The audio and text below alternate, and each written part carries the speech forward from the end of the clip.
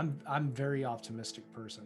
So I think that the state is going to continue down its march of tyranny. I think it's going to continue to expand its power. It's going to continue to destroy itself through inflation. They're going to roll out their surveillance currency, and it's going to piss people off. And Bitcoin's going to be there waiting on us, and it's going to keep chugging along. And I think that we mentioned jurisdictional arbitrage. I think that we'll see it here in the States. But I'm super confident that Bitcoin will prevail. It's the right side of history. Bitcoin is the light in this darkness of the world right now. And I have to believe that the light will shine through.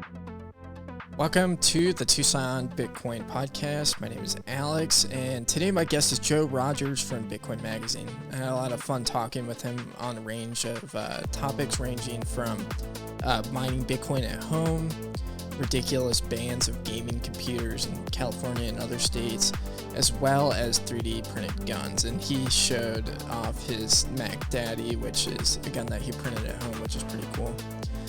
Before we get into the episode, Max Kaiser is coming to Arizona, Phoenix,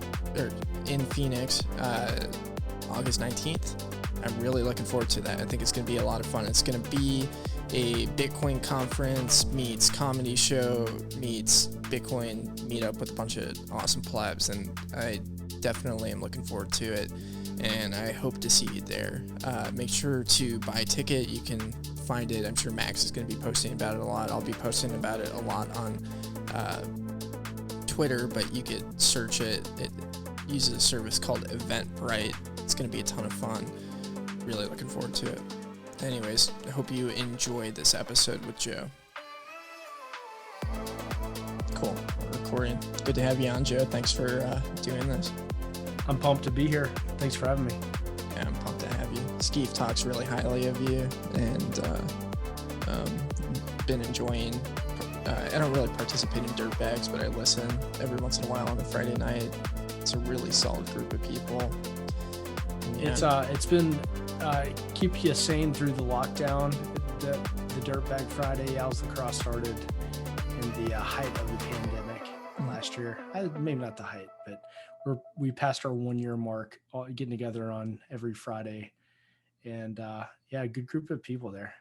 Yeah, really. So I think I stumbled across it at one point early on when it started, when they were posting the link on Twitter, and it's like, what did I get into? But yeah, I joined the Zoom link one of the first times, and I got into the room, and there's a bunch of people there, randoms that were all like ended up being longtime dirtbags. But I'm sitting on the couch, have my headphones on. My wife is like, what the hell are you doing on a Friday night? What are you doing right now? Of course, we're locked in our house. It isn't like what else am I going to be doing? And I shut the computer real quick. I was like, oh, nothing. I was kind of like embarrassed that I'm joining a group on a Friday night to talk about Bitcoin. And then the next Friday I joined. I was like, I'm joining this. I'm talking. I need this brotherhood. And ever since then, it's been kind of like a family affair. She'll get on there and shit talk. And anyway, solid group. Highly recommend. Yep. Yeah. And there's some people in there that are in not so free parts of the world right now too, which I think is cool. Yeah, it's kind of global. They don't always join the video chat, but the chat room on Telegram is pretty damn solid. People from all over the world. If you don't know what we're talking about Owls Lacrosse on Twitter. You can find his personality there, and it's like the most meta meme ever. You know the story, right? Yeah. Marty's bent. He can't say the word owl or owls lacrosse. So Owls Lacrosse became like a meta character, and the rest is history. Now we meet up every Friday in his chat room. Yeah, I've been having Skeef catch me up on some of the memes because I'm really behind the times with keeping up on stuff. I don't know what KGAR means. There's no like 101 on Bitcoin meme history. There should be. Yeah. That should. Someone out there listening, make that happen. I'm sure somebody will. I can't do it. I can't keep up. I don't know what KGAR is. I just But yeah, speaking of memes, so you retweeted a few minutes ago that the Catholic Church in Miami is accepting Bitcoin. Is that a real story or is that just made up? Yeah, that's completely made up. Yeah. Okay. Thanks for calling that one out. That's I meme warfare. yeah. I mean, I I don't was like, know. The guy who started that, he was literally so pissed off about mainstream media just fabricating stories and just being blatant lies. He said, we need to fabricate our own stories. He was motivated after that Israeli story got picked oh, up by Yahoo News. that He was said, we can do this more often. that So, was really funny. yeah. Well, yeah, I mean I hate the word mainstream media because I don't think it's mainstream, but corporate media is just such garbage. It's so bad. Yeah. It blows my mind whenever you have a deep knowledge of something. So, you know more deeply about Bitcoin than 99% of the population. So when you see a journalist comment on, let's say, mining, for example, and you know that they're just blatantly wrong, it makes you it infuriates you as someone who actually knows facts. But then it makes you start to question, like, well, they don't know shit about anything. They're just a journalist covering a story. Unless they're like a beat writer and they're covering it for like a decade, they're just writing a headline and covering a story. So it makes you question how many stories out there are just complete bullshit. And I would say probably a lot. Yeah.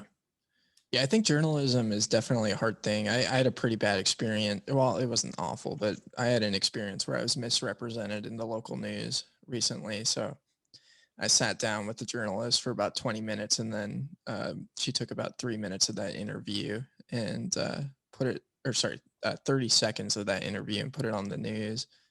And then suggested that I was saying that people are getting into Dogecoin because Bitcoin's inaccessible because the price is too high. And I couldn't believe it. It's like, this is so ridiculous. Like, I'm so misrepresented right now. I was like, yeah, whatever. I'm not gonna, be like go out and try and get a retraction or something like that because nobody's gonna read this story anyways. And even if they do, they wouldn't understand. So Yeah. it doesn't matter. But yeah, Good luck with the retraction. yeah, I'm not James O'Keefe. You can't make demands. No. But yeah. So, I mean, speaking of like just ridiculous news, do you have any thoughts on all of these states banning gaming desktops? I have a lot of thoughts, man. I think it's crazy. Um, would you expect anything less coming out of California? I mean, that's the first thing. I think the answer is no. And I kind of fall in line with Marty's line of thinking, with this whole ESG narrative and it being just this Marxist ideology. And it's just completely ridiculous. I mean, it's like they want to be the morality police on how people use electronics, as if there's not waste and other things that people are doing at their houses. It's just completely ridiculous that the state thinks that banning a computer that has a powerful GPU to game on is going to benefit the state in some way. It's completely ridiculous. Yeah.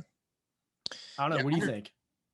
Oh, I think it's really strange. I think it kind of comes back to this idea of like it just being really silly that there's these people that think they're in a position of authority to rule over others and determine, what they can and can't do at the most minuscule level of like what type of computer you can own in your house. Yeah. Where does the, what's next?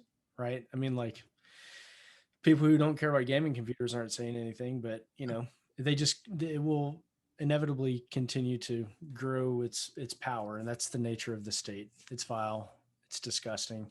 And the first principle would be like, hey, we need to figure out energy. We need to make energy cheaper, and we need to invest more in energy production and harvesting energy. But California keeps signaling, they got a bunch of woke running the show there, and they just want to keep making it more difficult for energy producers. And they keep going towards the unreliable energy sources rather than like tried and true methods. And it's really sad, but I feel like there's something out there that can fix these things. That's why we're on this podcast. Yeah. Yeah. I mean, you just look at it from a free market standpoint, if people are using too much energy, then you would allow the prices of energy to rise, which would incentivize people to use less and be more efficient with the things that they use their energy for. And it's just the fact that they're regulating things like that is like, they're not going after hot tubs, they're not going after swimming pools, and they're sure as hell not stopping people from charging their Teslas, which use a much more electricity than a gaming desktop does. Well, they know better, and they're protecting you, and they have better judgment than you as a consumer. The state knows best. They know how to allocate resources better than you could ever imagine. So, Yeah. fuck you. So one of the things Skeef suggested on Toxic Airwaves was that this could be an attack vector towards Bitcoin mining. Do you think that could be what we're seeing with this? Yeah, I mean, I've talked to him and I've talked to some others about it, and I feel like it's something that we should be pissed off about. And I feel like the whole Bitcoin mining council is a bit of an attack on Bitcoin, because I feel like by just merely even entertaining this whole narrative of ESG, it's accepting it. And I think it's bullshit. Like, Bitcoin, you plug it in the wall, it isn't polluting. Hot air comes off. Bitcoin mining doesn't pollute. It is only as clean as the power source that's bringing it to the mine itself. So it's like the state is just inserting itself again as this like moral police on how you can consume energy. And I think it is an attack. I feel like this is the lowest hanging fruit for an attack vector by the state. And I don't know. I really hate it. I don't think it's good. Although that Sailor interview with Marty and Darren and, oh gosh, forgot his name, the other fellow from GAM. Great interview. I think that was really solid. And I'm sympathetic towards what Sailor was saying, his point of view, but I thought it was really disingenuous that he wouldn't like even admit um, to some of the shortcomings of this, like what they're doing around ESG, what the motivations are by these big companies. Yeah. So, yeah, I mean, I don't know if he can admit that in a forum like that, because BlackRock, and Morgan Stanley, these companies that are promoting the ESG that have been with it early on, own large portions of his company and have control over him to some degree. I read online though that he still has like super shares. I don't know what the right term is for that, but he actually still makes the decisions for the company. Yeah. I mean, if he was truly our hero, he would tell them all to go like climb a tree or something way worse than that. But look, Sailor's done some great things. He's really clear communicator, and it's really disheartening. I think the mining council, he tries to sugarcoat it like it's nothing nefarious. And I get it. The whole like, oh, there's a council for everything. There's a council for shoemakers, like all this bullshit. I get it. That might fly, but Bitcoiner is very adversarial. We see it as centralization. We see it as bending the knee to the ESG narrative, and we don't like bending knees. So, especially when it's fucking ludicrous like this. Yeah. Yeah. So you mentioned that, the ESG movement is Marxist, and I would agree with that, with the policies that they're presenting, especially like I saw recently, we have Raytheon in Tucson, our friendly neighborhood missile maker. Yeah. But they were doing some critical race theory training at the workplace, and that's all about, promoting your ESG marketability. I struggle to see why these elites would be embracing Marxism. Do you have any insight into that? I just think it's like power. I mean, that would be my first guess. It's the expansion of power.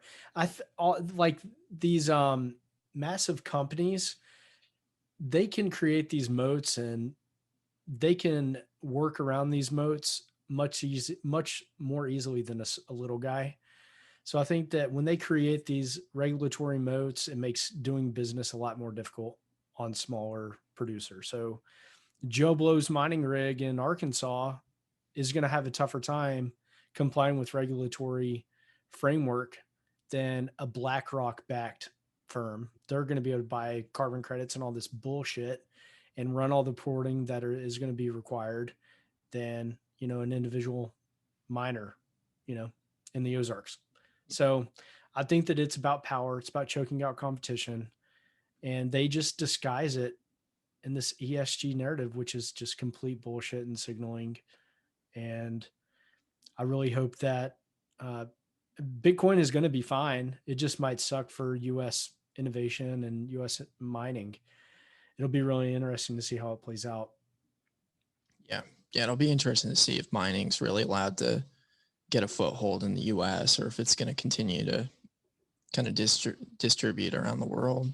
Yeah. I mean, like, you see what Elizabeth Warren is saying today? I mean, super shadowy coders and criminals or something like that. That's what Bitcoin is controlled by. Yeah. I think that's they're laying the framework. I mean, they're like trying to set up a softball for themselves. And I'd guarantee you there's going to be more ransomware attacks, and they're going to use Bitcoin as the villain here rather than like their shitty IT security. And it's like we already know what's expected. I think Bitcoiners have been thinking about it for a while, what their playbook's going to be. And for Americans, I think it's just like run your node, keep your keys off exchange, mix your coins, run a miner if you can, and do the best you can. And hopefully the states, like we're seeing in Texas and Wyoming, putting friendly legislation in place. Hopefully we'll see the United States as a republic. You see some jurisdictional arbitrage between the states. Hopefully, someone like Texas could tell the federal government to, piss off. We want miners here in the state, and the California and New York will not, and they will suffer from that economically. So hopefully see some of that play out. Yeah, I mean that's a really interesting topic of that, like local state jurisdictional arbitrage, and we've seen that happen where states are banning critical race theory. I don't really know what that all entails, but the one that I found really interesting, Arizona passed a law saying that we're going to be a Second Amendment sanctuary state and will not recognize bans from the federal government. And before we were recording, you're talking about how Texas is looking to pass a law on suppressors. Do you think that could be a point of that could eventually lead to balkanization of the United States, potentially? I mean, I feel like the answer is I'm not advocating this, but I feel like it could definitely happen. I do kind of agree with the sovereign individual thesis. Like, I think that would make sense. We, our Bitcoiners, believe in decentralization, and I think that's inevitable. I really do. But 2020 was eye opening because, as you saw a lot of centralization of power, we saw states like Florida and Texas tell the federal government to go fuck themselves. And I think Florida flourished. They kind of showed the rest of the nation what was up by not doing a lot of the mandates and requirements that the other states were doing. So I'm hopeful that the states will continue to exercise their sovereignty. So I don't know if like balkanization, if your interpretation of that means like secession, or if we mean like more of like what the republic perhaps was originally founded as, where maybe less emphasis on the federal government. I hope that's what we see. I hope it means more power coming back to the states and more power back to the individual. Yeah. Yeah, I mean that would be fantastic. Every time I go to California, it feels like I'm living in a TSA line, is the way I explain it to people.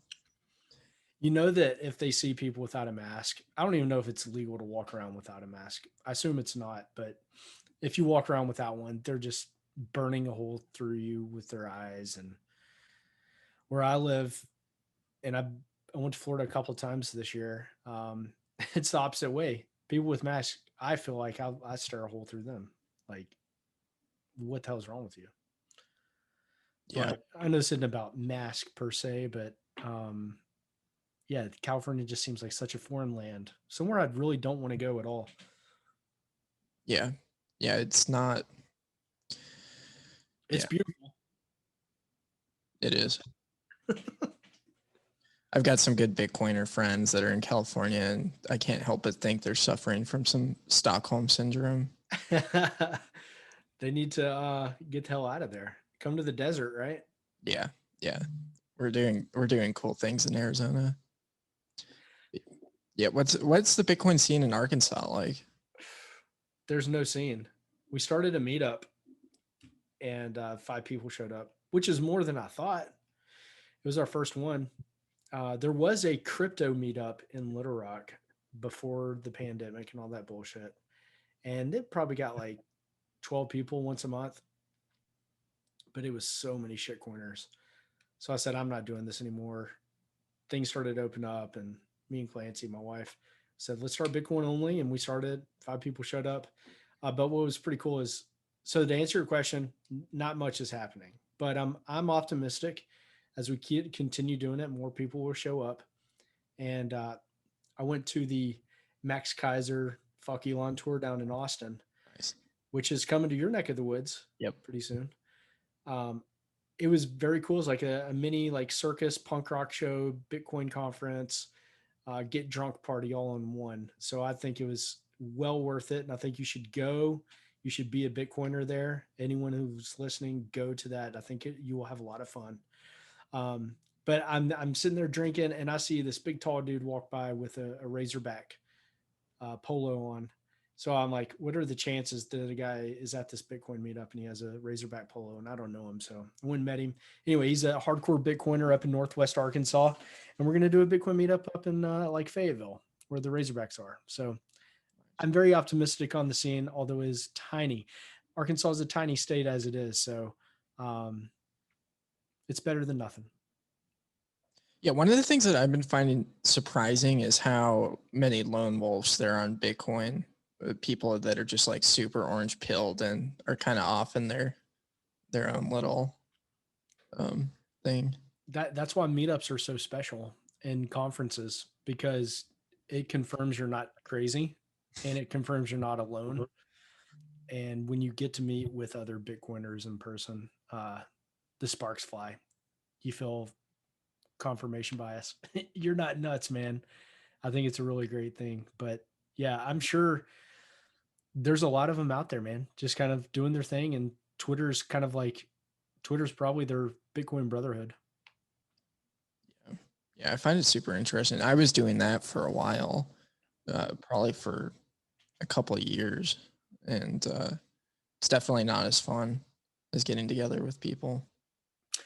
Yeah, I mean, we're social things, we're social creatures, and getting together uh, is special. And what I found is whenever you get all Bitcoiners together, sure, you talk shop for a while, but then you just get down to relationships and, increase your, knowing of that person, and you walk away just a lot more fulfilled.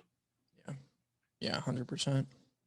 So, so yeah, you've been a part of helping people buy Bitcoin miners to mine at home.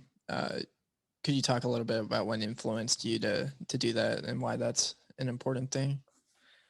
Sure. Yeah. So, this big, great mining exodus from China kind of motivated me to get a miner for myself. I kept hearing that miners were cheap, miners were on sale because hash rates leaving China.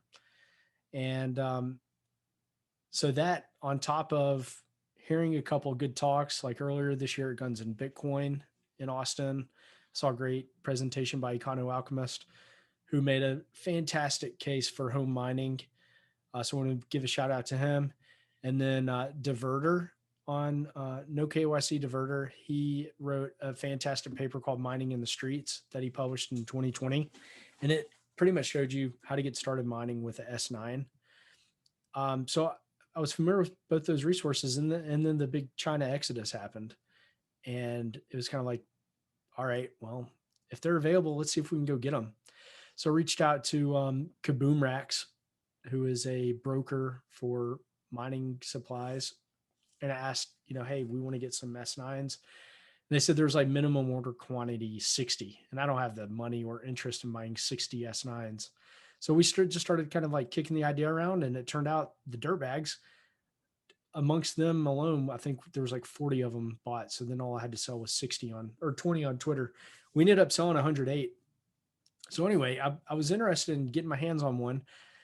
So I can't tell you firsthand what it's like running an S9. I'm still waiting. I'm expecting delivery this weekend from, I'm getting a pallet of S9s are going to be coming straight to my house, and we're going to be shipping them out to everyone from that first batch. But I was motivated to spread the hash rate, get your hands on. I mean, I run nodes. I ran a GPU mining rig all through last year and for a couple of years mining Ethereum. But if this opportunity presents itself, like, let's do it. Let's spread out the hash rate. Everyone should have a miner at the house. Right now it's profitable. If it's not profitable after the next halving, okay, who cares? It was kind of, it's fun to get your hands dirty and learn more about the network. And I think that people, once they get their hands on one rig, they're going to want more, and they're going to want more hash rate. And I think that will just be kind of like a virus. I think that we're going to see a lot more home mining being stood up. I think there's arbitrage opportunities for home mining that people aren't super aware of. So I'm very bullish on it, motivated just to get your hands dirty, spread out the hash rate, keep it here in the US. And it is just kind of neat to organize something for Bitcoiners. We made no money off that. I think it might be a little bit negative per order just to get all the shipping supplies and shipping and everything mailed out to people. But real excited. And we just closed batch 2. So we sold through another 100 over the weekend. And we'll probably do one, I don't know, next month. So I don't know, like once a month, cool to organize one of these, because I like to pick up 1 or 2 of these S9s myself every time. Yeah. Yeah, I'm in the middle of a move right now, so I wasn't able to get my order filed. They sold out fast. Yeah, they sold out really fast. People want the miners. But keep getting told there are thousands and thousands and thousands of S9s available, and they're very profitable right now. I don't think that'll last forever, but if you have cheap or free energy, they will be profitable forever. Yeah. Kind of on the topic of Ethereum mining. Have you participated in any reorgs? No, I'm not like super technical. Like I never got to like play the game on like ETH Classic or anything like that. Interesting. I had a like 10 GPU mining rig and I sold that in, I think, March this year, when price was just screaming. And I posted on Facebook for sale, and the guy came and bought it from probably like 8 hours away. He came the same day, and I recovered 100% of the cost and I built it in 2018. So I fully recovered all my cost that I sunk into the mining rig. So he's buying old GPUs, and it was a neat experience learning about mining rigs, mining pools, all that. I was mining ETH and dumping it for Bitcoin immediately, but I'm more excited to get my hands on some ASICs and just do some pure Bitcoin mining. Yeah, sounds like that S9's a gateway drug. I think so. I mean, they're so cheap. Although right now they're listed between $300 and $400. I think 300's gone now. The demand's just, there's none available that cheap. So they were going as low as like $25. That's this time last year. Insane. They were literally giving away S9s last year. Of course, no one gave a shit. So that's why they were so cheap. Yeah. That's like one of my biggest regrets was I was looking at mining rigs a few years ago, and the S9s were a fraction of what they are today. Yeah, it's insane. Fantastic. I was living somewhere with free power, and I thought that would have been a great opportunity, but yeah. Coulda, woulda, shoulda, man. It sucks. Yeah. Well, at least I was stacking hard. That's the other trade-off, right? Yeah. Yeah. I didn't realize you were at the Guns and Bitcoin conference. It's a bummer we didn't bump into each other. Yeah, I had the wife. We brought our Chihuahua. It was a good time. So one of the things that Skeef says is that Chihuahuas are fiat dogs. Do you have any thoughts on that? Everyone is entitled to bad opinions. So our dog is great. Every person who shits on my dog and meets it in person loves it. And Skeef's a hater. I'm sure he was cuddled up with her. He came to Plebsgiving last year at our house in Arkansas. So I know that he got some good time with Tinkerbell. That's awesome. Yeah. I like that. He's a liar. That's great. Yeah. Guns and Bitcoin was awesome though. What'd you think? I enjoyed it. I didn't enjoy all the Monero talk that was going on. I think that was my biggest complaint. Because I feel like some of the conversation around Bitcoin was a little bit misrepresented. I was really interested in the 3D gun printing stuff, and that's primarily why I went. Yeah. And it was cool to see Cody Wilson in person. It was cool to I talked with the Atlas Arm guys quite a bit with Suckboy Tony and Austin Jones at the gun range, and that was I had a lot of fun shooting Jeff Rodriguez's homemade shotgun because I love shotguns. Yeah, that thing is nasty looking. It's yeah. I think that's I just think it's super cool. I didn't know anybody that was going. The people I knew weren't able to make it, and so I just walked in, bumped into somebody at the hotel. We hung out for the whole weekend, and it was a blast. Hell yeah! I think it was. It met my expectations perfectly. It was perfectly weird, perfectly small, cypherpunk, very privacy focused, very like freedom loving. Ragnar kind of says it's a freedom technology conference, and I felt like it checked those two boxes big time. Yeah. I think the two communities are very complementary. Mhm. I wish more Bitcoiners were into the 3D gun printing movement and vice versa. I wish more gun guys were into Bitcoin and running nodes. And I think they will intersect over time.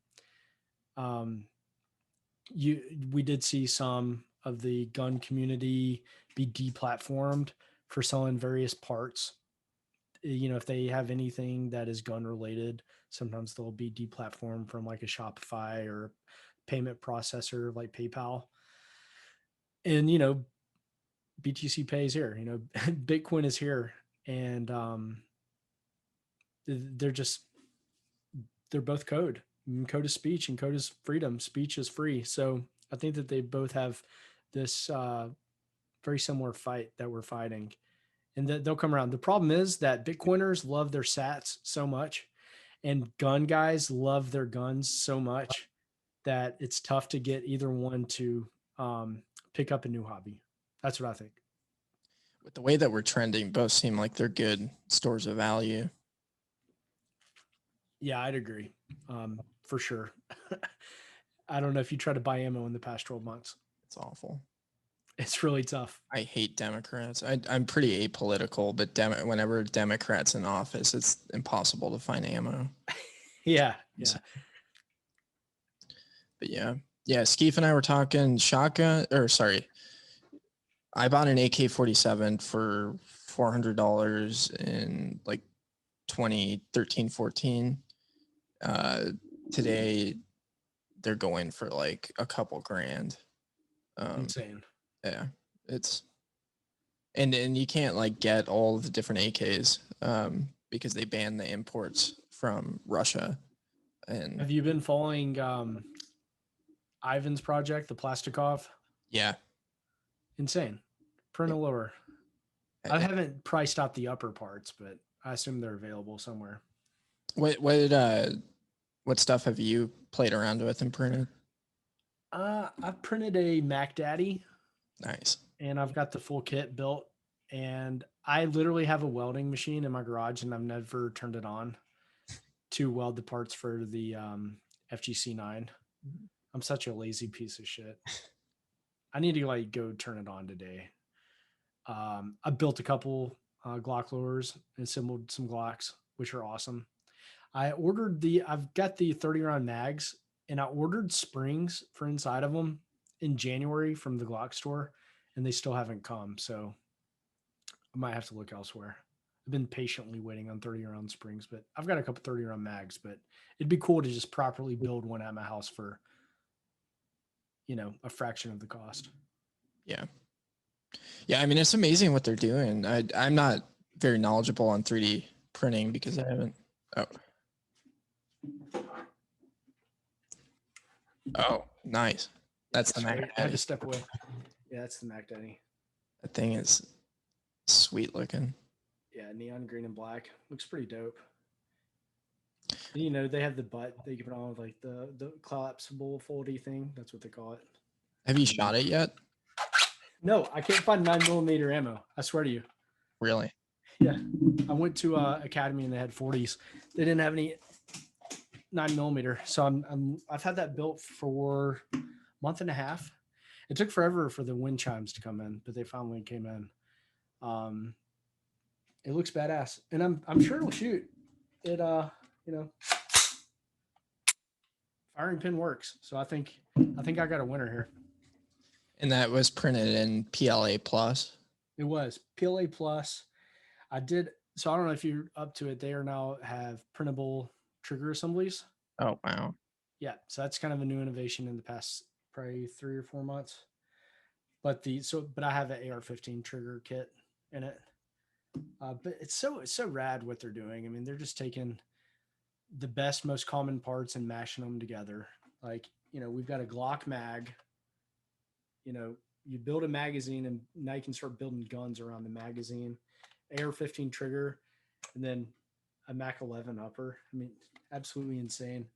And then you've got I don't know. Did you see the 1911 hybrid that they built? I think I saw something about it, but I didn't look into it. It looks so ridiculous. It's literally like a 1911 on front. It's like a 1911 sitting up here in front of the like trigger group. It takes a AR-15 trigger assembly and grip, but they attach a 1911 on top, and then they put a like 16-inch barrel on the front of it. So they've made like a rifle out of a 1911 pistol, and then they put all kind of accessories like additional magazine grips and collapsible stocks and shit. I mean, the 3D gun guys are insane in a good way. Yeah. So I think like probably some of the people listening have no idea what we're talking about. So PLA plus is like the most basic printing material. Is that right? Yeah, PLA plus, super common plastic. It's a higher strength and higher temperature than just PLA. That's why it's PLA plus. Mm-hmm. But you can get a roll of it for like $23. And really all you need to get started with 3D printing, they kind of recommend the Ender 3, which is a 3D printer kit made in China. It'll come unassembled and you can get it delivered to your house for less than $250. So if you can assemble a node, you can assemble an Ender 3, and all you have to do is download the files, level your print bed, and then hit print, and you can start printing parts for whatever you want. Print node parts, print gun parts, print little baby Yodas, whatever you want. Pretty straightforward, but I mean, to get all in, you know, less than $300 and you've got a 3D printer and you can start printing meaningful things. But you're going to want more filament because you're going to love printing when you get started. Yeah. And then how long would it take to print something like the Mac Daddy that you're showing? Yeah, the Mac Daddy, that's a long print. That one probably took close to like 30 hours. So they don't just like hit print and they just pop out. It's a very tedious process. If you've never seen it, if you think a hot glue gun, but on like an XYZ axis, but a really small bead instead of like a hot glue gun is like a big glob of glue. We're talking a like 0.2 millimeter dot. So I think a really fine point like Sharpie, that, but a little bit smaller.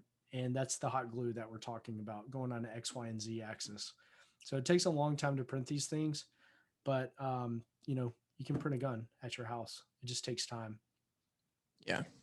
Yeah, I think it's incredible. I mean, it's one of the Guns of Bitcoin conference is great, and I highly suggest it for anybody, you know, because you'll be able to see these guns in person and potentially shoot them as well. And it's a lot of fun to shoot them. But yeah, I think it's a huge deal for what we're seeing right now with just the incredible tyranny, especially outside of the United States. Like the US, for the most part, except for actually pretty much everywhere, we're pretty saturated with firearms. And we have a good culture around that. But I just But like, we're it.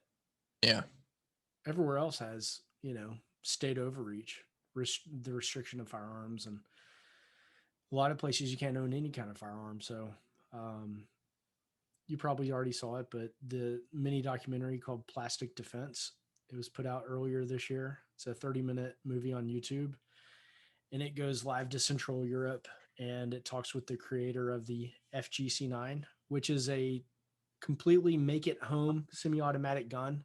All the parts you can get from a hardware store and the components you can print with a 3D printer. But it was developed by a guy named Jay Stark in the middle of who knows where, Central Europe, where there are no gun rights. You cannot own guns. And he's in the middle of there fighting the tyranny and developing and building these guns. And you love to see it. Um, like the American idea of liberty and the individual is being exported thanks to cryptography in the age of information. It's incredible. yeah, yeah, it's absolutely fantastic. One of the things that's kind of funny when people post things on Twitter about guns in the U.S. is how people from the U.K., like the documentary that you're referencing, Jake Hanrahan, who did it. Yeah. He's a pretty cool guy. I've had him on my podcast. But I think he's got an awful take on guns, and he has kind of a negative slant. Why do you think that's so unique to the United States in regards to gun laws? Man, I don't know. I think it just goes back to the founding and the founders. They came from, this is just my opinion, but I think they knew what was needed uh, to enforce, the Bill of Rights. I mean, they knew that you couldn't have free speech without being able to arm yourself. That's why they made the Second Amendment. First Amendment is pointless without the second. Um, so I just think that they knew what was up. They came from an oppressive place. They saw what the crown was doing, and they just kicked it off. And from there, they fucking ran with it. And I mean, kind of here we are today. I don't.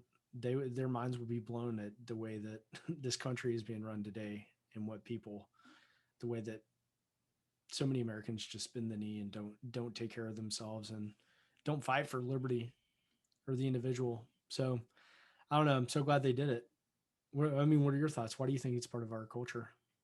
I don't know. I was asking because I have no idea, but I think it's just part of the DNA of the country. Yeah, I mean, I've lived outside of the U.S. a little bit, and I'm fairly well traveled, and there's some things that are massively concerning to me that are happening here, and I think the idea of leaving just based on the idea of not being able to own firearms is absolutely terrifying, especially like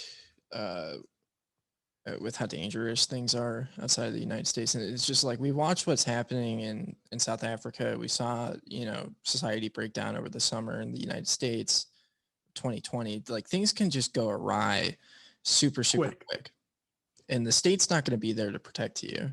And, just day-to-day living in Tucson, the state's not there to protect you, because you could have somebody shooting in your front yard, call the cops, and they might not show up for 30 minutes to an hour.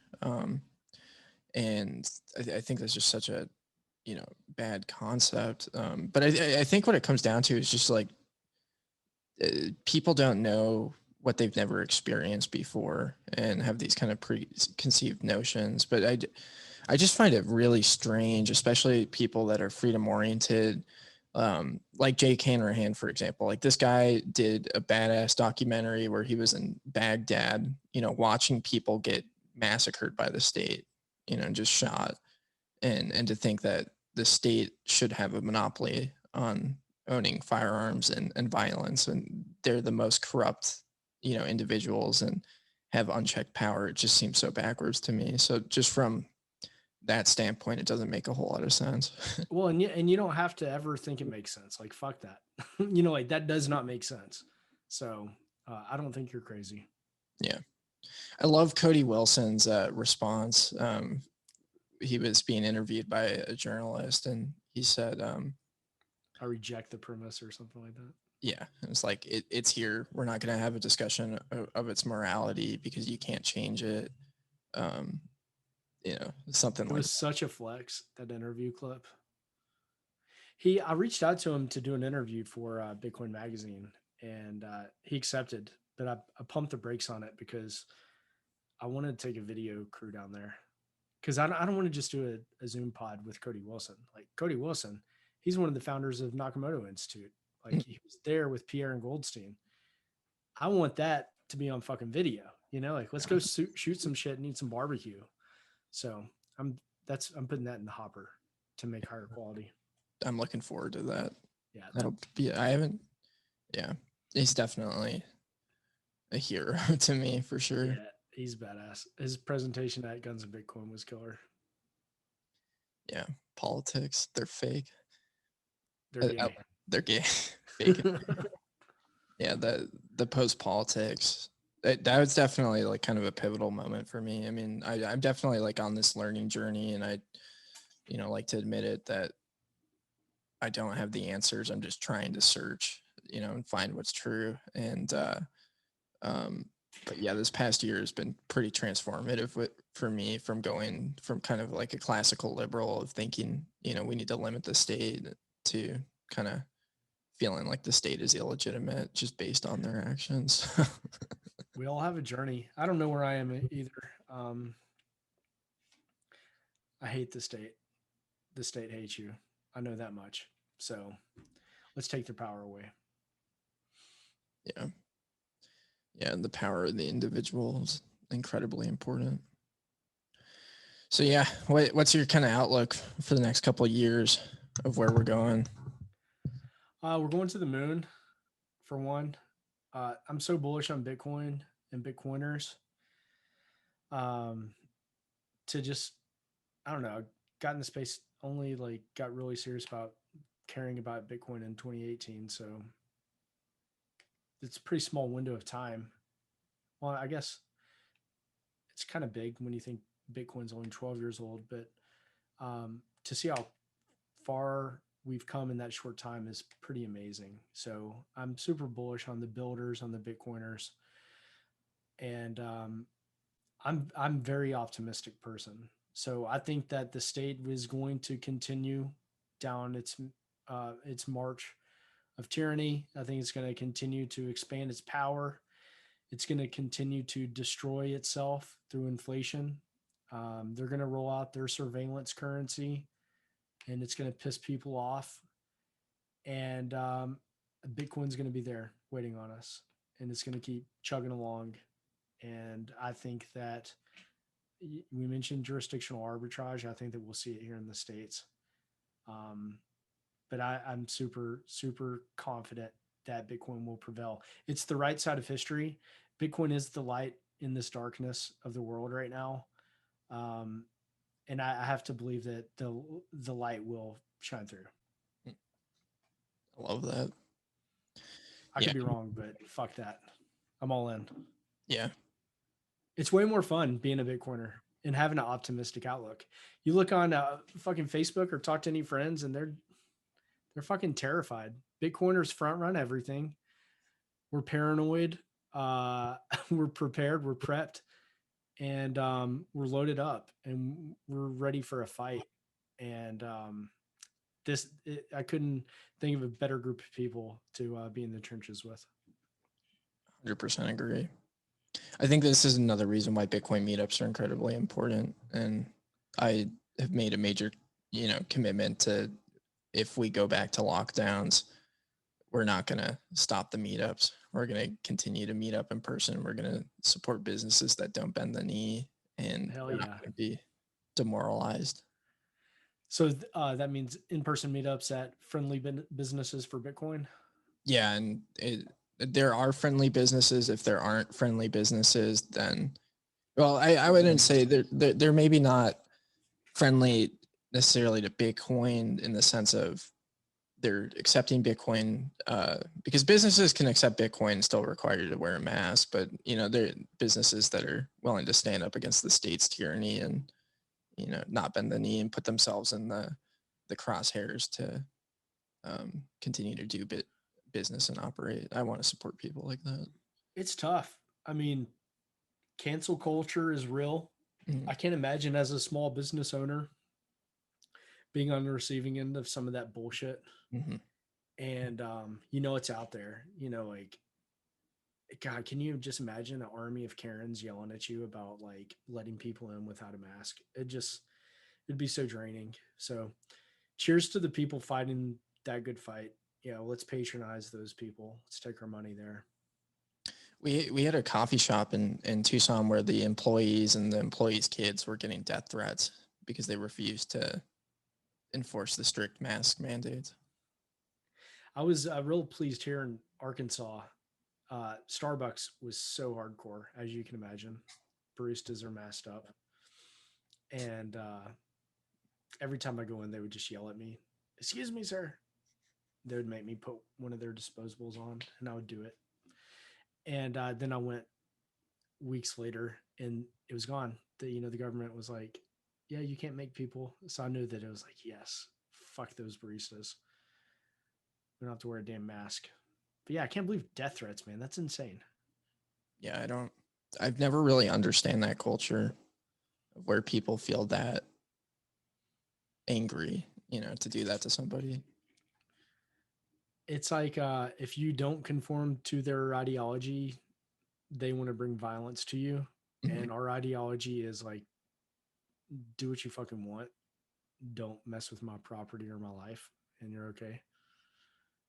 It's weird.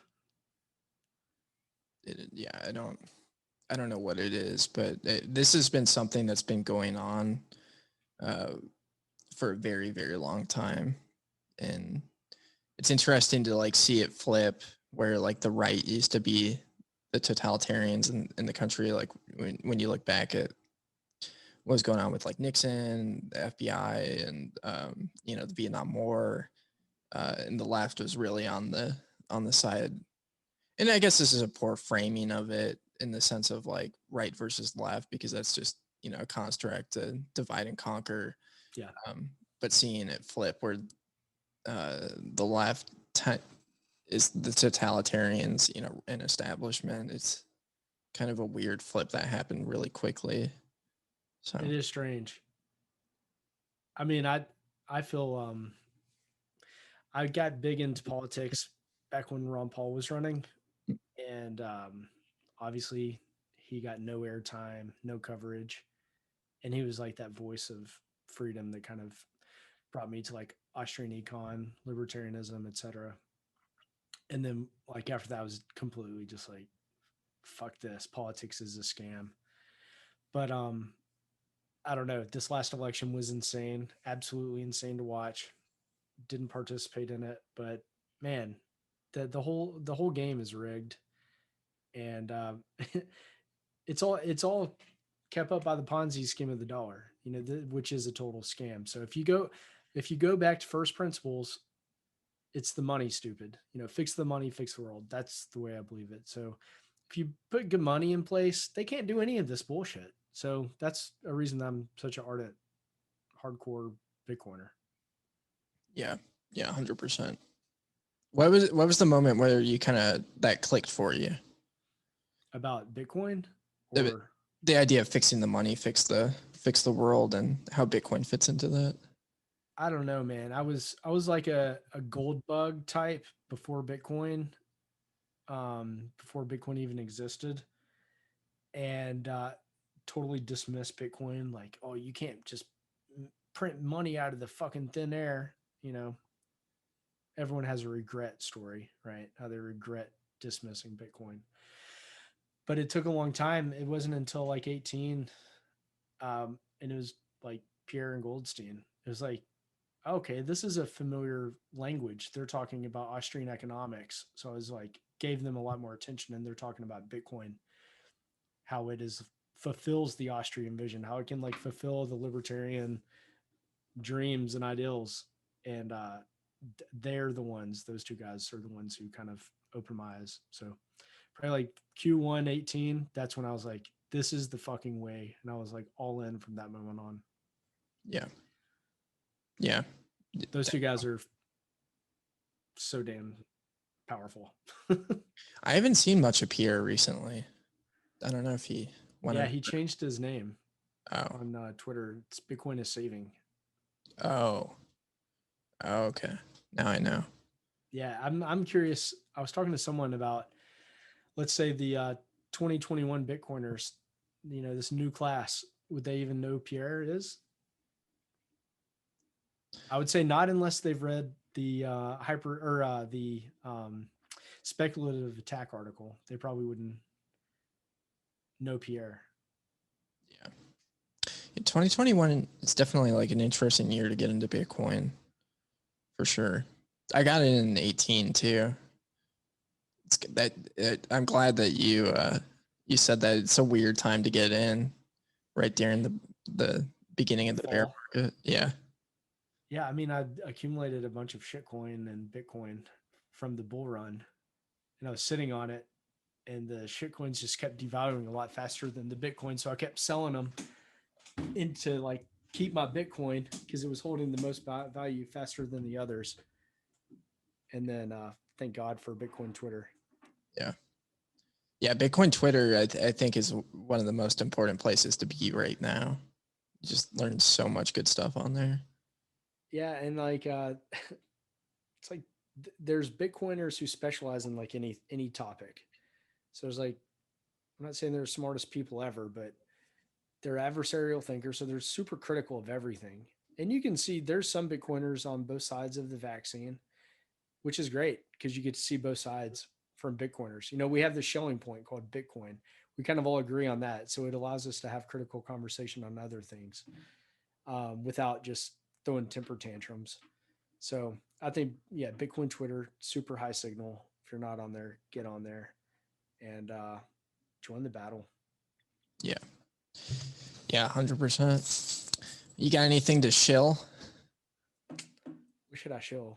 Bitcoin Magazine. Let me think. Bitcoin. I work at Bitcoin Magazine. You should read it. I think that Bitcoin Magazine is like, we're back. I think we're important. I think we are like the tip of the spear for spreading the message of Bitcoin. But I mean, there's other places too that are great. But we're not like a shitcoin publication. We're Bitcoin only at this point, which was not the case several years ago. They kind of dabbled in the dark arts. But we found our way, Bitcoin only. We've got a conference coming up in Q1 next year. Location to be announced. So it'll be Bitcoin 2022. I'm jacked about that. We've got a massive announcement that's coming up, but I can't say what it is. I told you what it is before we started recording, and I'm super excited about that. But say if you're listening, check out our newsletter, bitcoinmagazine.com/subscribe. It's daily, and it essentially just covers all of the articles that we're publishing. And we've got some just absolute bangers. I think the best writing in Bitcoin right now is happening on Bitcoin Magazine. I agree. I'm proud of that. And I think that just our trajectory over the next 12 months is going to be insane. It's going to be awesome. Yeah. I'm anticipating the announcement of where the next conference is going to be. Yeah, I think we're down to a handful of cities. Miami, of course, is on there. I think Austin's on there. They've been kicking around an idea for a West Coast one. So Miami was good to us. It'll probably be there, but it's not certain. I think it just depends on location and timing. So that shit's not settled yet, man. I wish that they'd pick a location because Q1 will be here pretty quick, man. We're in Q3 right now. It's like, do we like to put ourselves through pain organizing conferences very quickly? I think the answer is yes, but keep an eye out. It'll be here before you know it. I think, other things I might show if you care about 3D printing guns, check out, I made a website of resources. If you go to guns.team, it's a GitHub website, and it's got a bunch of great resources that I found over the years. So, yeah, check that out. Buy a 3D printer and print some guns. It's a lot of fun. I have to do that. I heard that I'm not a real Bitcoiner if I'm not printing guns. I heard that's a thing. That is a thing. That's what we say. If you have a 3D printer, that's what you say. Yeah. And then once you get one, then you can start saying it. Yeah. I want to be in this club. Yeah. Got You're some going to fun. love it though. I mean, you can print whatever the hell you want. You're going to have your little Raspberry Pi looking really good pretty soon too. Yeah. I definitely need to upgrade my Pi cases. They're pretty lame. They're just like the generic whatever I got online. Yeah. Yeah. Crypto Cloaks does some pretty cool stuff with that. He's a legend. He's got metal cases now too. He's doing great stuff. Oh, dang. That's awesome. Yeah. Where can people follow your work? Hey, hit me up on Twitter _Joe Rodgers. I'm there. Slide my DMs. DMs are open. I love talking to Bitcoiners. If you have any questions, hit me up. I will definitely talk to you. Probably too much. And hey, final advice would be if you're out there just kind of lurking, haven't found your community, you get what you put in. So get out there and just try to meet some Bitcoiners in real life. And if you don't have a meetup in your city, consider starting one. Yes. And if you live in a really small place, try it anyway, and then go to the nearest big city, because I bet they have one, and try to go to a conference. Try to meet Bitcoiners in real life, because I think that'll be real fulfilling. And if all that still fails and you don't want to meet Bitcoiners in person, slide in DMs, comment on Twitter. Like, you will find community. You just have to go seek it out. And I think that is a good thing. I think we're social creatures, and we need brotherhood and interaction. 100%. I'm super bullish on the idea of rural Bitcoin meetups. Yeah, it'll be a thing. I know some fellas up in like Iowa, and they're like setting them up as we speak. Yeah, I've got a buddy up in Wisconsin that does one. Small town. I mean, it's just so much closer to building a citadel, pretty much, because people living rural used to tend to be a little bit more self-sufficient, and I think the benefit of having a circular economy of Bitcoin users in a rural area would be absolutely fantastic. I actually have a white paper. I'll send you after this, but I'm going to summarize it, and I'm probably going to bastardize it, but it's a white paper about building community-based like citadels. It's not necessarily about Bitcoin, but it's just talking about like very hardcore localism. But I think it ties in nicely with the whole Bitcoin citadel. One of the guys in Owls Across Dirtbag Friday was talking about it. Yeah, I'd look forward to that, because that's something I'm actively trying to do right now. So it's happening. I think it's incredibly important. It's going to happen. Yeah. Stay optimistic. Yeah. Refuse to get demoralized. Yeah, life is really good. Blocks keep propagating. There's idiots out there in the world, but hey, you're not alone. You're a Bitcoiner. You're not alone. Yeah, the mob doesn't matter. No, hell no. Well, thanks for coming on, Joe. Really appreciate it. Yeah, brother. Thank you. I appreciate your time. That was a really fun conversation with Joe. Definitely enjoyed meeting him for the first time. I've seen him online all over the place for a while now, following some of the stuff that he's done. But it was good to get him on the podcast, and you'll probably see more of him on Toxic Airwaves or, maybe back on this podcast. But yeah, the 3D gun printing stuff is so cool. And I think, his message of being optimistic on the future is incredibly important right now. It seems like they want us to be demoralized, and they want us to just give up, and quit fighting. And ultimately, liberty is incredibly important, and we're not losing this battle. If anything, we are winning as their narrative is falling apart, and, as people are really, embracing freedom. It's just so apparent. People are getting destroyed by inflation. They're getting destroyed by government policies that are just stupid and awful. And people are seeing Bitcoin as a solution. It's something to be incredibly excited about, that we have a tool like this that is so incredibly powerful. But yeah, hope you enjoyed this episode, and have a good one.